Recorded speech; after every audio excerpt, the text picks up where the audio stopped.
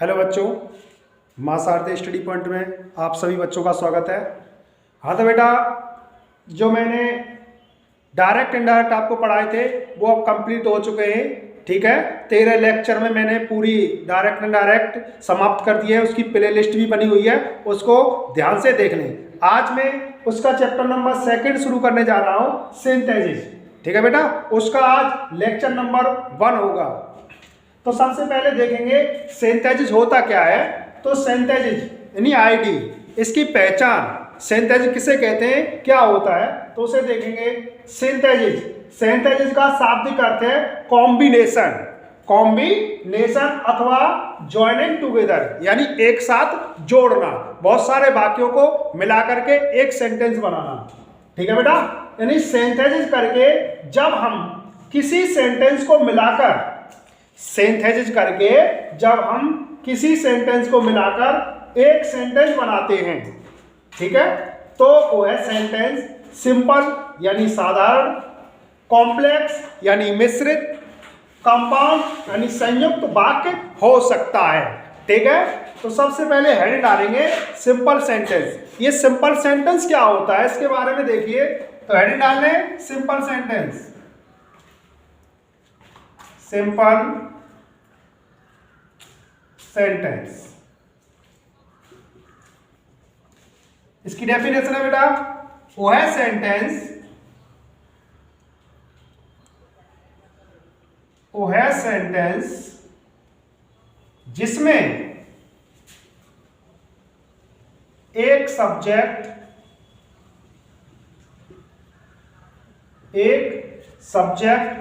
तथा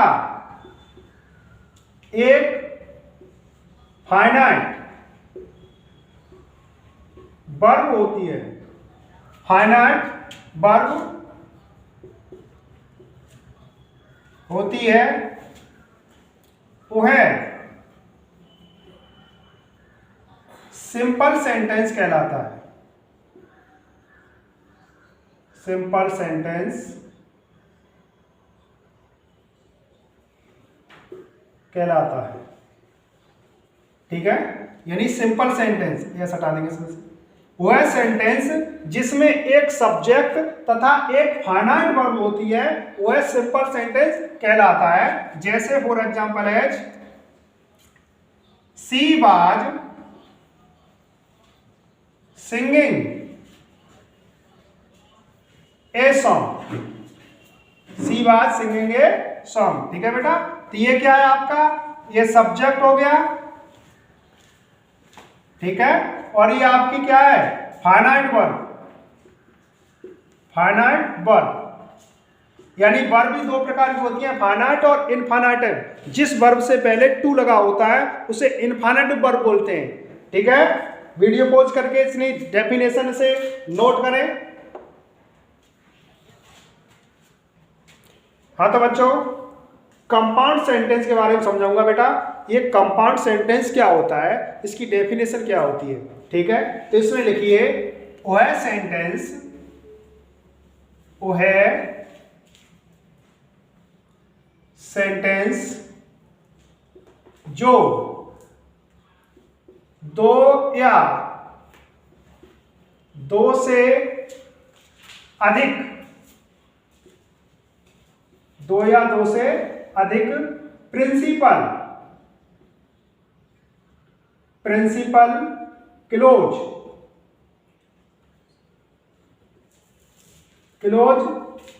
से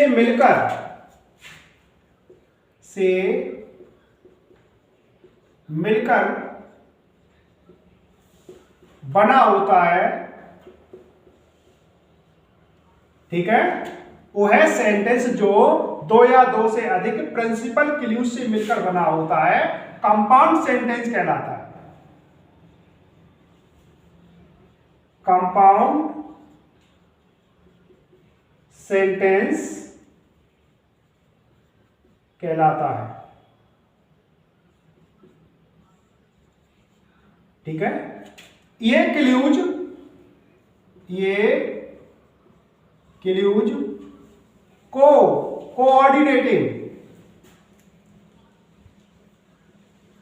coordinating conjunction से जुड़े होते हैं। ठीक है बेटा, यानी कंपाउंड सेंटेंस संयुक्त वाक्य वो है सेंटेंस जो दो या दो से अधिक प्रिंसिपल क्लूज से मिलकर बना होता है, कंपाउंड सेंटेंस कहलाता है। और ये क्लूज कोऑर्डिनेटिंग कंजंक्शन से जुड़ते हैं। ठीक है, जैसे वाक्य है he is playing, he is playing but she is dancing. Full stop. ध्यान दें, ये आपका कंपाउंड सेंटेंस का एग्जाम्पल है। He is playing but she is dancing. ठीक है बेटा, और प्रिंसिपल क्लूज होता क्या है, यानी प्रिंसिपल क्लूज का अर्थ स्वतः स्पष्ट हो जाता है। जैसे ही इज प्लेइंग, वह खेल रहा है, कोई दिक्कत नहीं है, बट लेकिन सी इज डांसिंग, वह नाच रही है।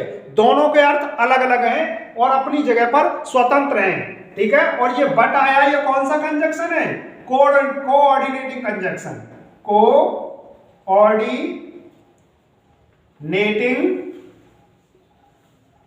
कंजंक्शन। याद रखेंगे, यानी कंपाउंड सेंटेंस कौन से कंजंक्शन से जुड़कर बनता है, कोऑर्डिनेटिंग कंजंक्शन। ठीक है, नोट करें इसे, कितना नोट करें। हाँ तो बच्चों, आज बेटा मतलब कॉम्प्लेक्स सेंटेंस के बारे में समझाऊंगा। मिश्रित वाक्य, ये मिश्रित वाक्य क्या होता है, सेंटेंस में चल रहे हैं हम लोग। ठीक है, तो मिश्रित सेंटेंस यानी मिश्रित वाक्य की डेफिनेशन लिखिए। वह सेंटेंस, वो है सेंटेंस जिसमें एक प्रिंसिपल क्लूज, एक प्रिंसिपल क्लूज, इसे शुद्ध भाषा में क्लोज पढ़ा जाता है। ठीक है, इसलिए मैं कभी कभी क्लूज बोल देता हूं। ठीक है बेटा, यानी वह सेंटेंस जिसमें एक प्रिंसिपल क्लूज तथा एक या एक से अधिक, एक या एक से अधिक सबऑर्डिनेट क्लूज, सबऑर्डिनेट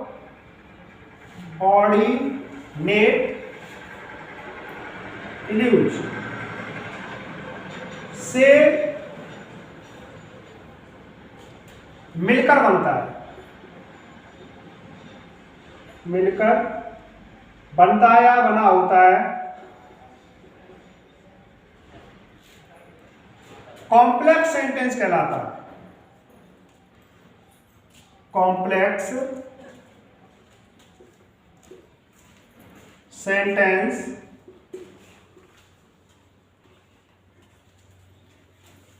कहलाता है। ये क्लूज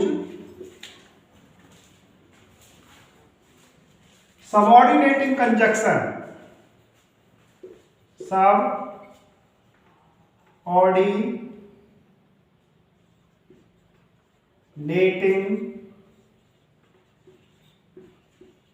कंजंक्शन से जुड़कर बनती है। समझ गए, यानी कॉम्प्लेक्स सेंटेंस में कौन से कंजंक्शन का प्रयोग करते हैं, सबऑर्डिनेट। ठीक है बच्चों, सबऑर्डिनेट कंजंक्शन से जुड़कर बनती है। ठीक है, ये तुम्हारे कॉम्प्लेक्स सेंटेंस। जैसे फॉर एग्जांपल लिखेंगे, this is the place, this is the place where I was born. This is the place, यह वही स्थान है जहां आई वाज बोर्न, जहां मेरा जन्म हुआ था। ठीक है बेटा, यानी सबऑर्डिनेट क्लूज यानी सबऑर्डिनेट सेंटेंस प्रिंसिपल क्लूज पर निर्भर करता है। ठीक है, ये प्रिंसिपल क्लूज पर आश्रित होता है, समझ गए। और ये वेयर क्या है तुम्हारा, सबऑर्डिनेटिंग कंजक्शन, सबऑर्डिनेटिंग कंजक्शन। ठीक है, यानी कॉम्प्लेक्स सेंटेंस सबऑर्डिनेटिंग कंजक्शन से जुड़कर बनते हैं। और ये जो सबऑर्डिनेटिंग कंजक्शन, ठीक है, आप इसे देखेंगे सबऑर्डिनेट कंजक्शन और कोऑर्डिनेटेड कंजक्शन, इसे याद करेंगे। ठीक है, इसे नोट करें पहले वीडियो पॉज करके। अब मैं तुम्हें समझाऊंगा प्रिंसिपल क्लूज। प्रिंसिपल क्लूज क्या होता है, ठीक है बेटा। तो सबसे पहले हेड एंड आर है क्लोज, सबसे पहले हेड एंड आर है क्लोज। ठीक है, क्लूज नोट हेड एंड आर है नोट, सबसे पहले फर्स्ट हेड एंड आर है। ये क्लोज क्या होती है, ठीक है, क्लोज यानी शब्दों के ऐसे समूह को क्लोज कहते हैं। शब्दों के ऐसे समूह को क्लोज कहते हैं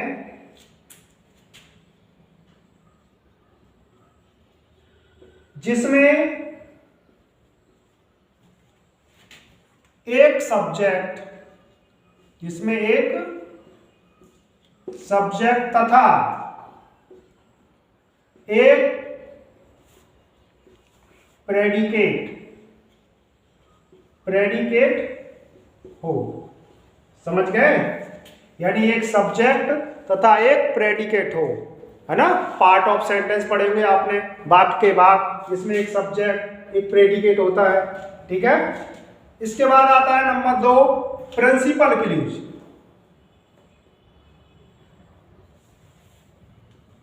ये प्रिंसिपल क्लूज भी क्या होता है, इसके बारे में जानकारी जरूरी है। यानी वह क्लूज, क्लूज कहने की आदत पड़ गई है बेटा, वैसे क्लोज पढ़ते हैं इसे शुद्ध भाषा में। ठीक है, वह क्लूज जिसका अर्थ स्वतः स्पष्ट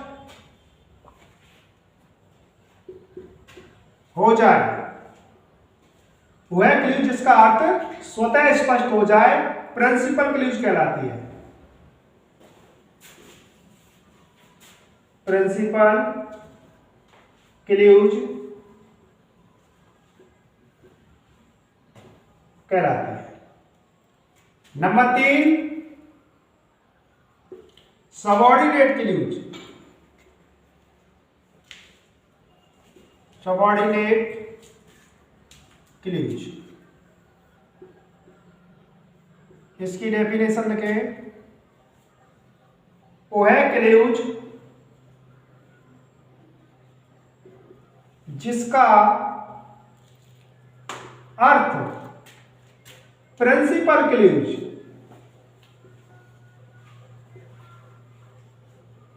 प्रिंसिपल क्लूज पर निर्भर करता है। ठीक है, यानी सबऑर्डिनेट क्लूज का अर्थ प्रिंसिपल क्लूज के अर्थ पर निर्भर करता है। इसके अर्थ के बिना इसका अर्थ अधूरा है। ठीक है, यानी प्रिंसिपल क्लूज पर आधारित होती है ये सबऑर्डिनेट क्लूज आपकी। ओके, ये सबऑर्डिनेट क्लूज कहलाती है। ठीक है बेटा, ये तुम्हारी क्लूज हो गई। ये परिभाषा आप याद रखें, ठीक है, और अच्छे से समझें। Thanks for watching.